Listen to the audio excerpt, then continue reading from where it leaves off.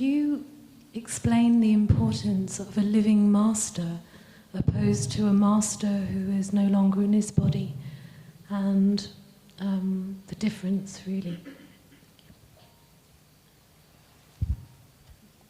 Do I have to really explain the difference between the dead and the living? It's a big difference, isn't it? What would you like to be right now, living or dead? Living, isn't it? So, the values of living I don't have to sing. It's very significant to be living, isn't it? Whether you're a master or no master, it is very significant to be living, isn't it? So, that significance continues in everything. Those who left their bodies can be a great inspiration, but you cannot work with them. There may be a certain span of time when they may be willing to work or they may be capable of working for a certain span of time. That is, if they have set themselves up like that, if they have certain level of mastery upon themselves, there may be some who will work for a certain period of time. Otherwise, their energies are conducive for your sadhana, but they are not a guidance.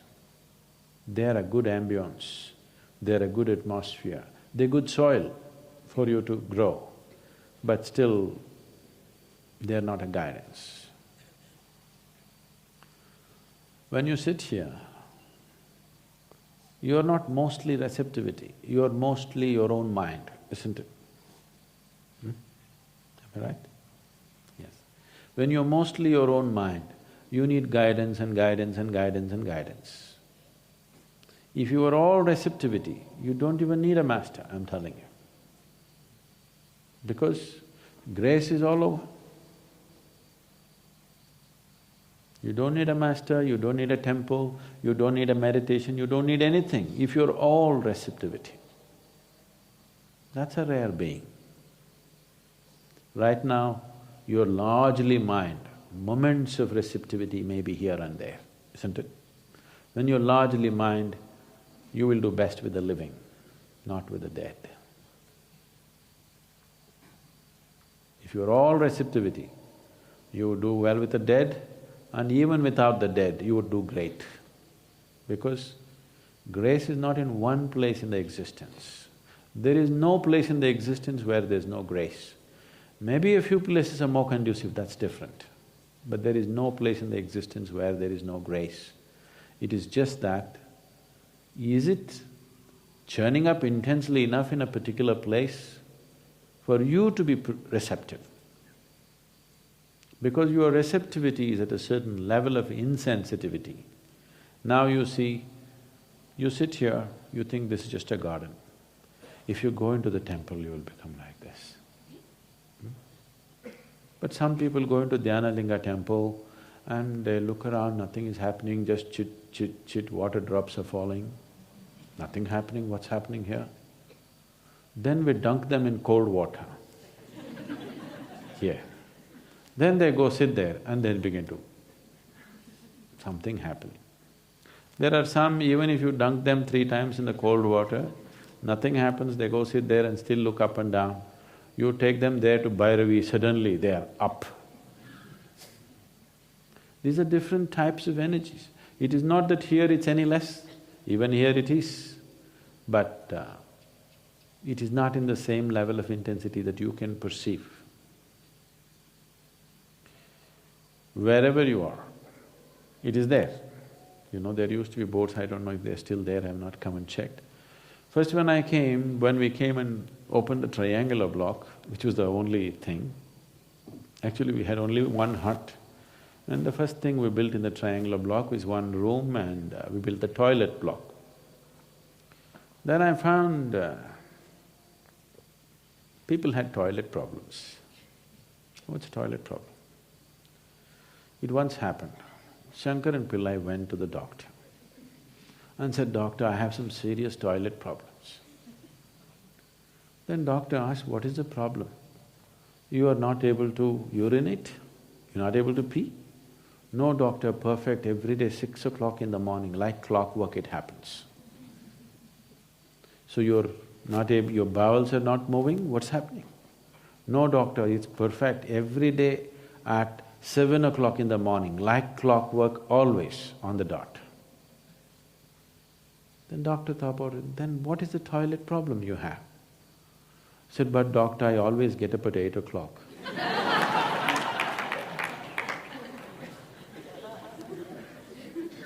So people had such toilet problems.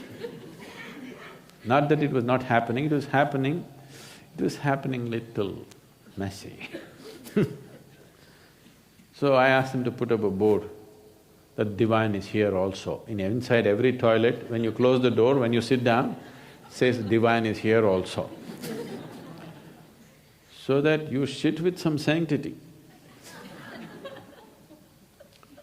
Shit can be a spiritual process. After all, the whole spiritual process is to cleanse yourself. It is one of the most… the best cleanup jobs you can do in a day. Yes? So, grace is there also, I am saying. It's not any less in the toilet. But you may not be able to feel it in the toilet because you want to finish your job and go out of that place. Temple is more conducive, not just in atmosphere, even in terms of energy. It is made conducive so that you can feel it. Right now there is life energy everywhere, but you're not able to take it in. You have to make food in a certain way and consume it, then only you are able to take it in. A goat comes and grazes this grass and he is nourished. You cannot eat this grass and be nourished, you need a different kind of thing. There are many insect forms, there are many other microorganisms where for them 90% of their life energy happens because of sunlight and air. No water, no food. Only 10% of their energy happens because of water and whatever food they consume, because they're micro. If you're micro, how much would you consume? Micro, isn't it? So, even in you, if you become very receptive, you will notice, you will see on a particular day, if you remain very ecstatic through the day, you will see the volume of food that you eat will just come down because your receptivity is better. How you receive the sunlight, air and water, easily 60% of your life energies can be generated from sunlight, air and water. Only 40% from the food that you eat. Most human beings in the world can eat 25 to 30% of what they're eating right now and live perfectly well, maintain the same weight, not lose weight, maintain the same weight, live perfectly well, become much more healthy, much more agile, much more active and much more energetic with just 25 to 30% of the food that they're eating. You can experiment and it happens. When you're in a Bhava Spandana program, you're not even eating 20–25% of the food that you normally eat because we don't give you time to eat.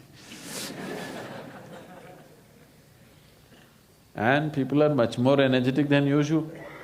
People come to samyama, if they become meditative, they barely eat and they're still fine.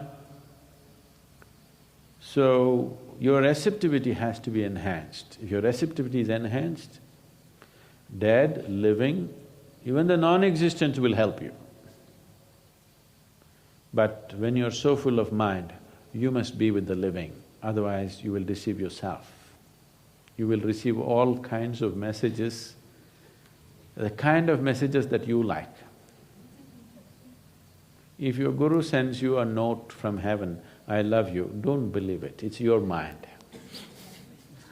Yes, it's your mind, he doesn't do such things.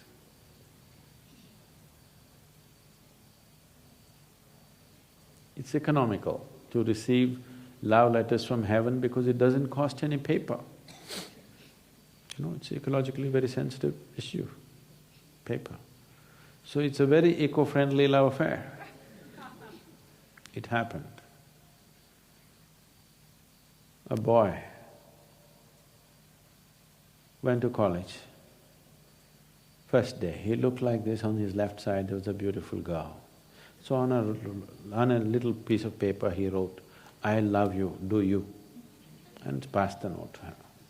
She wrote no and passed it back. He looked at it.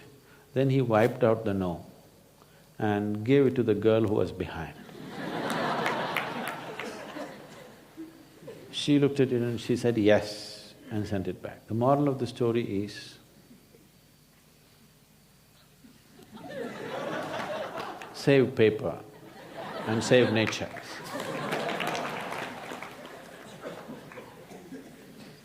So, ecologically it's good, spiritually not good. So when you're so much mind, you need you need another mind to fix you. If you are not mind, you are all receptivity, then the dead and even the non-existent would help. Even a rock would help you, I'm telling you. Anything. Just a blade of grass could be your guru. Yes, but that is if you're mindless. When you're so full of mind, no, you need another mind, cleverer than your mind, constantly fixing you.